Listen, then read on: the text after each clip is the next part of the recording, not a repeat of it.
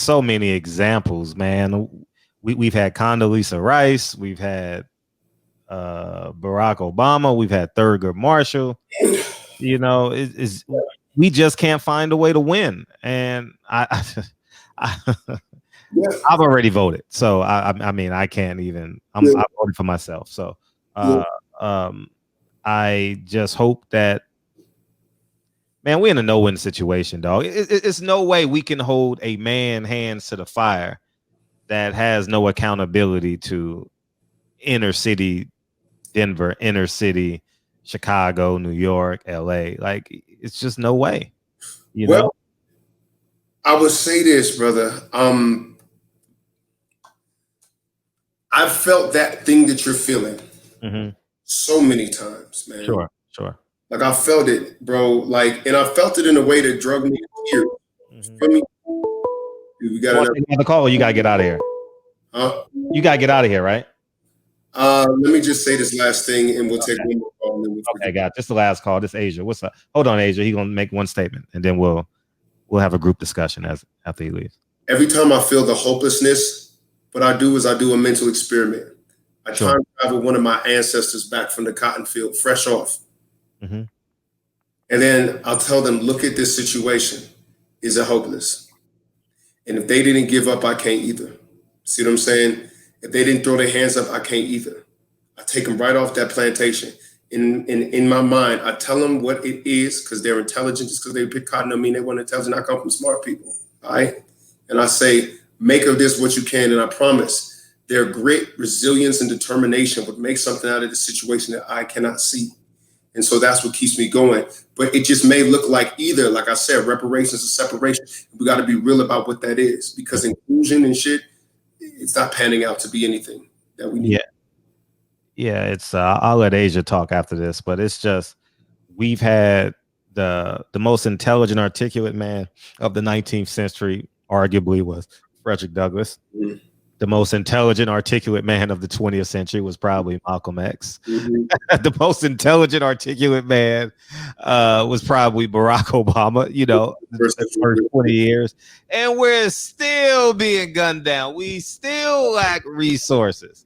I just, it's no plan that we can create to combat what's already entrenched. Like the roots of their tree goes all the way down to the core of this earth, is just what I believe. We got Asia Math, though. We got to let you go, and we got Asia Math. But go ahead, Asia. No, you just pretty much spoke on what I was just about to speak on myself or allude to. First of all, congratulations to you. What's your name, Theo? Yes, sir. Yeah, congratulations on your newborn child. Beautiful, man, for sure. Yeah. I'm a father of 5 beautiful daughters myself. He's a girl dad. We're both girl dads. All of our children are girls at this point. Got to start at 5. Yeah. So I'm just gonna get to the point. Us as melanated people, you know, we've been hearing the same song, and some of us have been singing the same old song over and over again. Like Fred said, we done had this person still getting shot, killed, oppressed. That person, same thing. The next person, same thing. And the next person, same thing. I'm just going to ask you, what timeline realistically, as it always being thrown back to me, that realistic word, realistically, what is that timeline to your measurement? As in, are we going to survive within this system? Or are we just going to burn it down and rise from the ashes? Now, you're proposing that we survive within the system and manipulate it to work in our favor. What is that timeline? Because one thing I would guarantee you would say, if you're going to be brutally honest, this system is not working in your favor. If you don't want your daughters to grow up in the system as my daughters are growing in, and I'm not complaining because we're kind of like good, but I'm speaking for us as a whole. I'm not being selfish with this. And I've been on record to say, hey, if a person would say, well, are you willing to lose it all? Damn right. And I put my daughters on the phone and they'll say the same thing. We'll all die if our next generation is going to be better. So the question is, what is the timeline for this shit to turn around? Yeah. And our favor? No more than the next 4 years, I'll tell you that. No more. No more. No more. Okay. And as Manny just said, after 4 years, then what? After that point, that we have to either be prepared to exodus or die, and be honest with our children about why we're doing either. Because You think so? So I'm not saying you're the ruler, but this, and I'm not attacking you. Thanks for not taking it as I'm attacking you. These just realistic questions. mm-hmm. So I'm at that point now. Yeah. But you're saying, hey, let's give it 4 more years. Yeah. Yeah. Well, so here, I'm still not voting. got you. But Got you. So listen. Let's say November 3rd, Trump wins, and we are in this situation still for another 4 years. The civil unrest will burn this place down, brothers. It will. I didn't hear that. I didn't hear you. You kind of like was breaking up. If Trump wins this next 4 years, the civil unrest will burn this place to the ground, simple from the fucking left. And also because the racists will be so encouraged, so emboldened, that they will start doing their shit. And when they celebrate, people die. Niggas die. Like, it's just what it is. You know what I'm saying? Like, how many brothers did we see hanging this summer?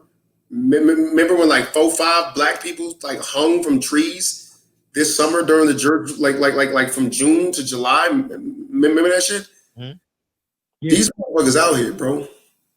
Like, if he wins, they will do things to cause more civil unrest, as Derek Chauvin did. And so when we're ready, when we say, I would ask black people, folks, for real, when you say you're ready for this bitch to burn, be real with yourself and tell me, are you really? Are you really? Do you got any? Because like, I'll put it like this. I got family. I don't talk about this much. I got family who died in Hurricane Katrina, flat out. My mama's people is from Shreveport. They moved to New Orleans.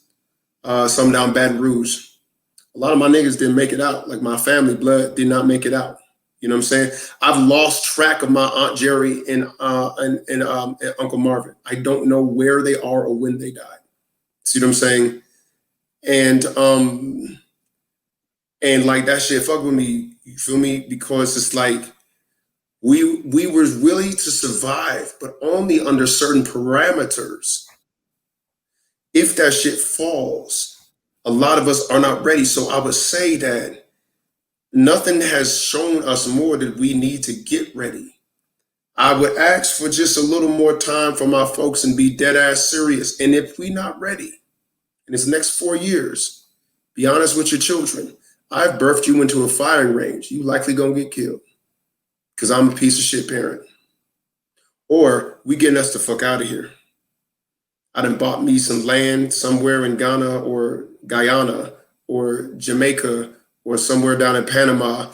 I figured out a way to learn Spanish. I done got this Rosetta Stone software, and I'm using the assets at my disposal to get us the fuck free.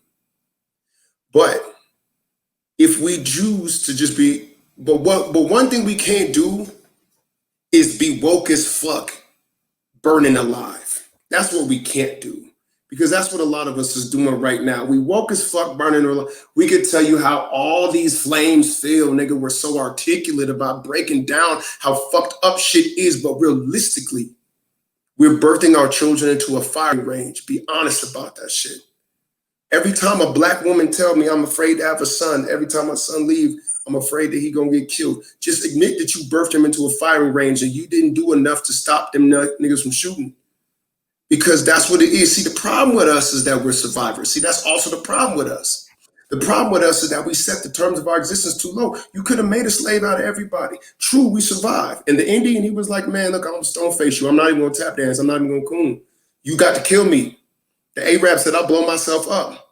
You know what I'm saying? Spanish man said, I'd rather die on my feet than live on my knees. You can't get black folk. You couldn't get everybody into the slave position, right? So we survived, but we became fucking bottom feeders. Admit that you were a cockroach. Tell your kids you were a goddamn cockroach because I didn't fight for it. I didn't become a wolf like I was supposed to. Or a fucking cheetah and run off this bitch. You see what I'm saying? But being woke as shit, being alive ain't. Speaking of what I was saying in the beginning, you just saying you're gonna be all in the next 4 years. And when I say burn it down, I'm not saying, hey, we just get out there and ride. Either the system could crash on its own just by us not supporting it. Really, we're supposed to have all our own resources just from Africa alone. What the fuck is going on with that? I'm not expecting you to have the answers, but that's just a realistic thing. They're talking about, hey, we got to get stuff from China, from Germany. No, we should have all the resources we have from Africa alone. So I don't know who's cock blocking that. You know, nobody is. I'm telling you. Look. This is the last thing I'm gonna say. Okay. I'm y'all with this because I do gotta go. I went to Africa in 2014. While Ferguson was burning, I was in Johannesburg just for a couple of weeks, right? Dealing with the Africans there. What I've seen in Africa changed my life. And what I realized was that Black people is not just this 47 million here. Yep. We 1.3 billion globally, 1.5 billion globally. Yep. Here's what the fuck that also means. They can live without us. They built all that shit in Africa. When you go to Africa, specifically Johannesburg, you'll see a world that looked as close as you can to our world. It looked like LA. Like you got to pinch yourself. Johannesburg looks so much like Beverly Hills. You got to pinch yourself. Africans built all that shit, all that first world, modern, beautiful shit. And then they fought for that shit. And now more Black folks are moving on, even though they having them problems with the white settlers that are still there. But they still did it by themselves. You feel me? And they had the kind of hustle and aggression that keep them ahead of the curve of survival. Not enough of us are ahead of the curve. We can all die. Real shit. And the Black race will still survive without us 47 million African Americans who could not get our shit together to decide whether we wanted reparations or separation. And once I knew that, I was there because the Black American construction man here in Colorado had bought 2 football field size worth farms out there and was growing it and was selling it to African corporations. I got to Africa on the dime of a Black entrepreneur who was my daddy's business partner. So I ain't telling you something I ain't already know, that I haven't already done. You feel me? But we could all die for real, for real. And the Black race gonna fucking and the Black race will make it without us until we figure that shit out, that we're not the fucking center of the ball game. Africa is. You just a satellite. They the mainland. You feel me? And you need to connect with them niggas some kind of way. I don't care how it is, or accept the fate that you have here, and be real with your kids about it. Well, I'm being real with them, like I say. You know. I mean, not you personally, Blood. I'm just saying. You know what I'm saying? Like me as like. And get off the phone, man. Appreciate it. You wanted to respond to the NFAC for a second. Did you want to respond to the NFAC? Because I'll talk to you in a second, Asia. Yeah. I'm going for it. Okay, I'm back appreciate it. Did you want to say something about that? Because you spoke on it earlier and you cut yourself off. I just say, you know, they've come under a lot of critique. I respect any brother willing to pick up arms and defend his folks. Sure. So if you're gonna do it, just know we're gonna need you November 3rd. Go to your local polling station and stand up. That's what I'm saying. All right. We appreciate you on November 3rd. Come do a drive-by if you got time. Yeah, November 3rd, we're gonna be in here heavy. We're gonna be watching it. Actually, we may know our next president by the time we go live. So yeah. And I appreciate you coming on. I want to say thank you again to Terrence Bailey. Thank you for extending your circle of influence. And come back anytime. Thank you very much, brothers, for having me. All right. Appreciate you, brother. Thank you, Theo. Yes, sir. All right, all the time. Man, that was a lot to digest. And it's but before we continue, I just got some good news for y'all. Because you know, Fred be working. We got a good surprise for y'all that y'all gonna be very, very pleased with. Y'all gonna be very, very pleased with this guest that's coming in Thursday. Y'all gonna be so excited about this guest because Fred just be pulling shit out of his hat. I'm like a magician. You know, sometimes I be like a magician, but DB will be happy with this one.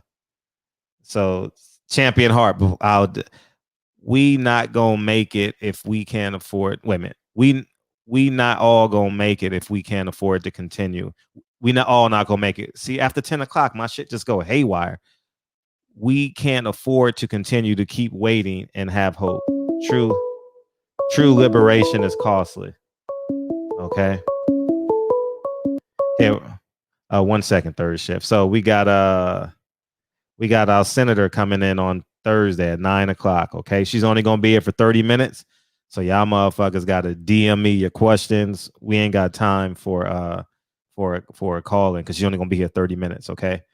So DM me your questions and we'll try and get them all. And we'll probably only have like 5 to 7 questions for 30 minutes. So